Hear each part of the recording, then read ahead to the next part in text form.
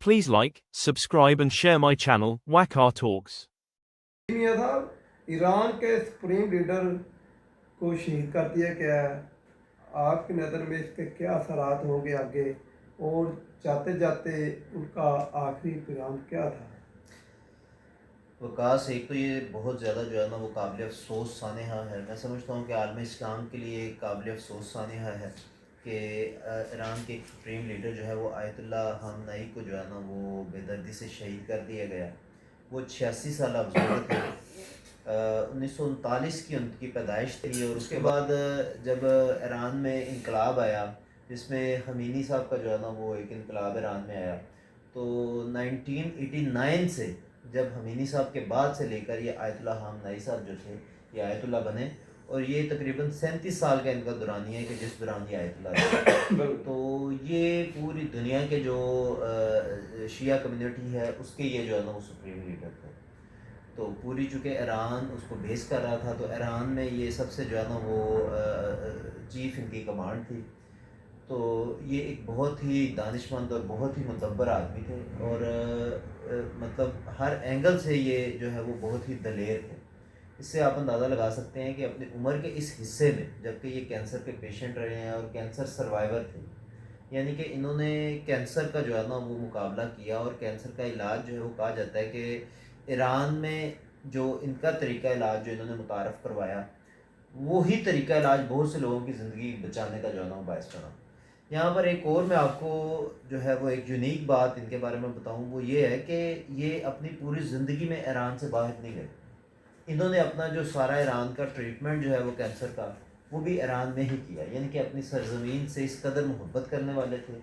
और यकीनन ये वही एक इनका जो पैराया था वही था जो इमाम हुसैन रज़ियल्लाहु ताला अन्हु ने जो अपनाया, जिस दलेरी और जिस हिम्मत और बुर्दबारी से उन्होंने जो है वो कुफ़ार का मुकाबला किया। तो बिल्कुल इसी तरह इन्होंने एक मिसाल कायम की है। तो ये मैं समझता हूँ कि आलम इस्लाम के लिए एक सानहा है, और एक बहुत बड़ा इर्रिपेयरेबल लॉस है कि जिसको जो है वो हमें सफ़र करना पड़ रहा है। तो ये बहुत ही अजीम शख्सियत है आयतुल्लाह ख़ामनेई साहब। पूरी उम्मत मुस्लिमा जो है वो इसके ऊपर सोगवार है।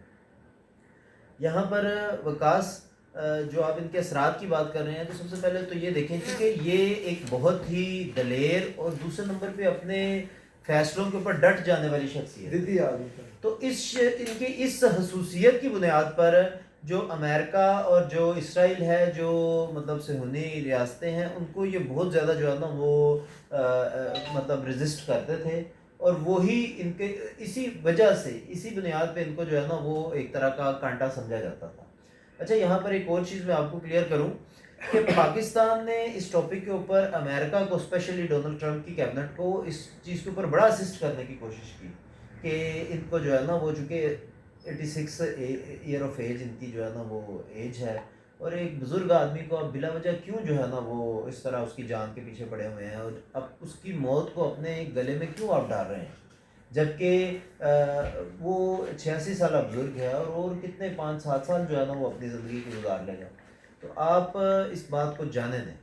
लेकिन चूँकि डोनाल्ड ट्रंप जो है वो, और वो खुद भी चाहते थे कि आगे जो है ना वो इनके जो जानशीन है वो इनका बेटा बने, नई रजीम आए, ताकि जो नए लोग आए उनके साथ डील करनी आसान होती है। तो लेकिन ये जो ख़ामनेई साहब थे, आयतुल्लाह ख़ामनेई साहब, ये जो है वो अपनी ज़िद के पक्के थे, और ये अपने असूलों के ऊपर कंप्रोमाइज़ नहीं करते थे। तो यही एक बड़ी वजह थी जिस बुनियाद पे जो है ना वो अमेरिका ने जो है वो इनको जो है ना वो मारने का फ़ैसला किया। अब अगर इनकी जानशीनी की बात की जाए, तो अमेरिका की भी ख्वाहिश थी कि इनका जो फर्जंद है वो जानशीनी जो है ना वो इख्तियार करे। लेकिन आयतुल्लाह ख़ामनेई साहब ये अपनी ज़िंदगी में ही अपना जानशीन जो है वो मुकर्रर कर गए थे। वो इनके करीब के चंद वो अफराद थे जिनके बारे में ये खुद उनके नाम दे के और उनको जानशीन मुकर्रर कर गए हैं। अब उसके बाद एक और इस बात में ट्विस्ट है, वो ये है कि जो इनकी मौत की खबर है वो कल इतवार जो है वो 1 मार्च को सुबह जो है वो नशर होती है, जिसमें तमाम न्यूज़ चैनल उसकी जो है ना वो तस्दीक करते हैं, जब ईरानी मीडिया ने भी उसकी तस्दीक की। लेकिन असल हक़ाइक़ यूँ है कि सैटरडे वाले दिन सुबह तकरीबन 9 बजे के करीब, जब ये अपनी जो है ना वो اپنے روزے کے جو سارے اقدامات تھے وہ کرنے کے بعد، جو صبح کی بنیادی عبادات ہیں وہ کرنے کے بعد، تو یہ جب اپنے دفتر میں آئے ہیں صبح 9 بجے کے قریب، ان کے ساتھ ان کی بہو، ان کا جو ہے وہ پوتا بھی تھا، اور چونکہ یہ کینسر سروائیول تھے، یہ پیشنٹ تھے، تو ان کے ساتھ ہر وقت جو ہے وہ کوئی نہ کوئی ان کی فیملی کا ممبر ساتھ موجود ہوتا تھا. تو یہ ہفتے والے دن 28 فروری کو صبح جو ہے یہ ادھر آئے ہیں اپنے آفس میں. ان کا آفس جو ہے نا وہ ایک بنکر ٹائپ تھا، بڑا مطلب گہرائی میں اور بنکر ٹائپ تھا کہ بڑا مضبوط تھا. تو اس کے اوپر شاید جو ہے وہ ممکن ہے کہ ان کے فیملی ممبرز میں سے کس کا فون جو ہے وہ انہوں نے ٹریپ کیا ہو، یا بہرحال ایک اور سب سے بڑی جو وجہ بنی، جو کہ ایرانی جو لیڈرشپ ہے وہ جس کے اوپر جو ہے نا وہ مس لیڈنگ کا شکار ہوئے، وہ یہ ہے کہ جو یہ بنی اسرائیل ہیں، جو یہودی ہیں، جو اسرائیل کے جو لوگ ہیں، یہ بنی اسرائیل کے لوگ اپنی روایات میں یہ ہفتے کا روزہ رکھتے ہیں. اس کو جو ہے نا وہ سبت کہتے ہیں، جو اس کا جو روزہ ہوتا ہے نا. تو اس ہفتے والے دن نہ یہ کسی لوہے کو ہاتھ لگاتے ہیں، نہ یہ گوشت کھاتے ہیں، نہ کوئی ایسی ایکٹیویٹیز کرتے ہیں. تو یہ سیچرڈے کا دن جو تھا، اس دن یہ ایکسپیکٹ نہیں کیا جا سکتا تھا کہ ان کی طرف سے کوئی حملہ ہوگا. اس کی وجہ یہ ہے کہ یہ جو بنی اسرائیل کی قدیم روایات ہیں اس کے مطابق جب یہ سبت سے ہوتے ہیں تو یہ کوئی جنگ و جدل اور کوئی یہ لوہے کو ہاتھ نہیں لگاتے. لیکن اس دفعہ جو ہے وہ یہ نیتن یاہو نے جو ہے وہ اپنی ان روایات کو ترک کرتے ہوئے اور اپنے اس جو ہے وہ قدیم روایات کے منافی جاتے ہوئے ان ایکسپیکٹڈلی جو ہے نا وہ سیچرڈے والے دن صبح تقریباً 9 بجے کے قریب جب انہیں ان کی کچھ لوکیشن فائنڈ ہوئی تو انہوں نے اٹیک کیا اور تقریباً 30 کے قریب جو ہے وہ بم گرائے گئے ان کے بنکر کے اوپر.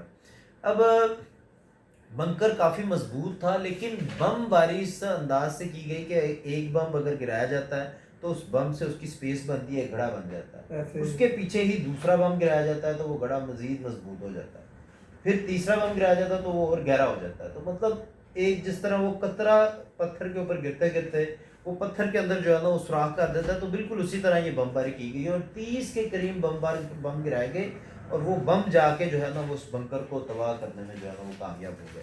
اور اس کے بعد پھر جو بم گرائے گئے ان بم کے ساتھ کیمرے اٹیچ تھے. اسی وقت سیچرڈے والے دن کی صبح جو ہے نا وہ جو ٹرمپ انتظامیہ ہے انہوں نے اس چیز کا دعویٰ کر دیا کہ جو آیت اللہ خامنئی ہیں جو ہے نا ان کو ہم نے مار دیا اور ہم نے ان کی تصویریں بھی دیکھ لی ہیں. ٹھیک ہے، ٹرمپ نے اپنے جو ہے نا وہ ٹروتھ پہ ان کا سوشل میڈیا اکاؤنٹ ہے ٹرمپ کا، تو ڈونلڈ ٹرمپ نے اس پہ اپنی یہ پوری پوسٹ شیئر کی اور اس کے بعد اس نے پھر مطلب یہ الفاظ کا استعمال بھی کیا کہ یہ بہت ہی جو ہے نا وہ ایک ایول پرسنالٹی تھی. تو بہرحال یہ بہت غلط بات تھی.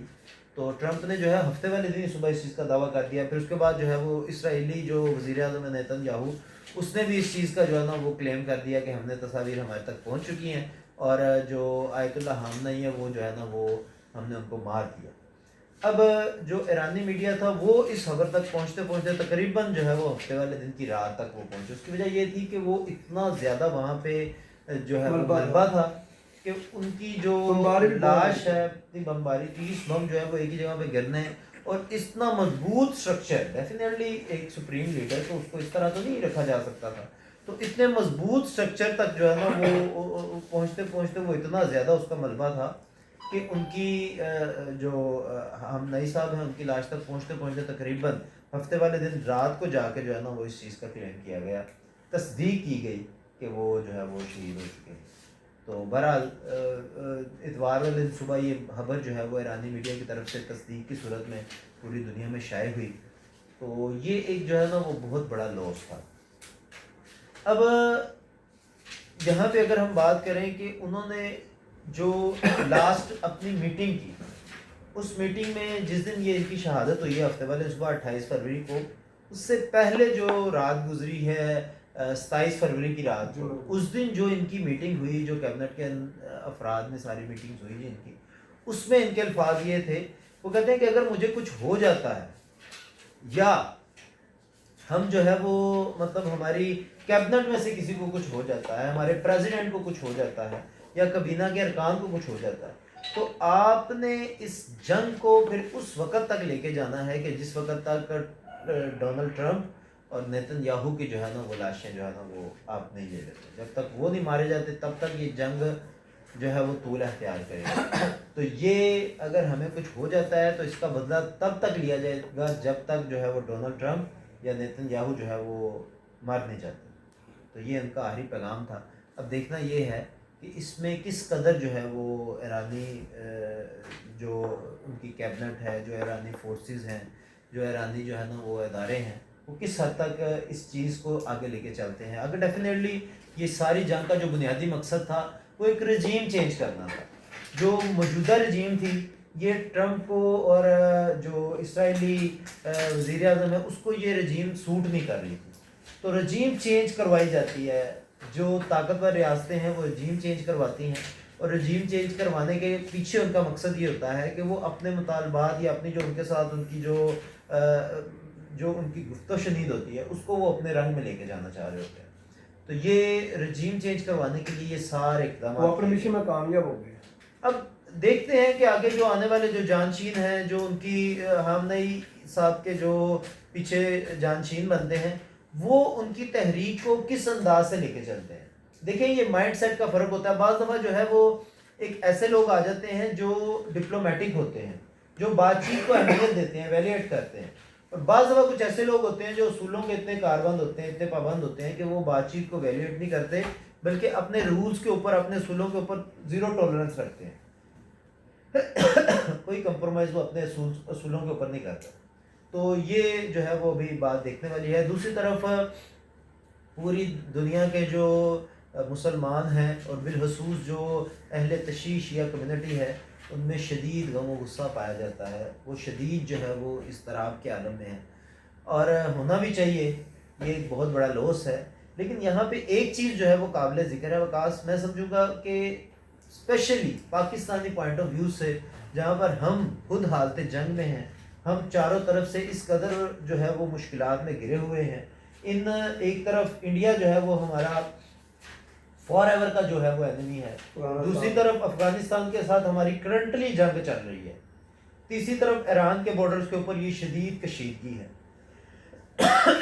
ایسی صورت میں ہمارا ملک جو ہے وہ کسی بھی طرح کے احتجاج کا, کسی بھی طرح کے بیرونی جو ہے وہ ایجنڈے کا متحمل نہیں ہو سکتا. تو ہمیں اس چیز کو مد نظر رکھنا چاہیے, موجودہ حالات کی نزاکت کو انڈرسٹینڈ کرنا چاہیے کہ جو حالات جا رہے ہیں ان حالات میں کیا ہمارے لیے یہ افورڈیبل ہے کہ ہم اپنے ملک میں جو ہے نا وہ جہاں پر ہمارے ادارے, ہماری فورسز بیرونی قوتوں کے ساتھ دست و گریباں ہیں,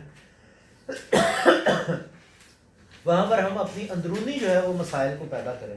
تو یہ بطور نیشن ہم سب کو چاہیے کہ تحمل کا مظاہرہ کریں, بردباری کا مظاہرہ کریں. ڈیفینیٹلی جو جانے والے ہیں ان کو لایا تو نہیں جا سکتا, لیکن یہاں پہ ہمیں تحمل و بردباری کا مظاہرہ کرنا چاہیے.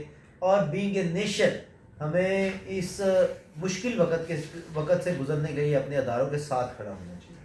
مکمل طور پر جو ہے وہ انہیں اس سے اعتماد کے ساتھ آگے بڑھنے دینا چاہیے کہ ہم پیچھے بالکل آپ کی بیک فٹ پہ کھڑے. کسی طرح کی بھی نیگیٹیوٹی کا, کسی طرح کی بھی بیرونی جو ہے وہ سازشوں کا ہمیں حصہ نہیں بننا چاہیے.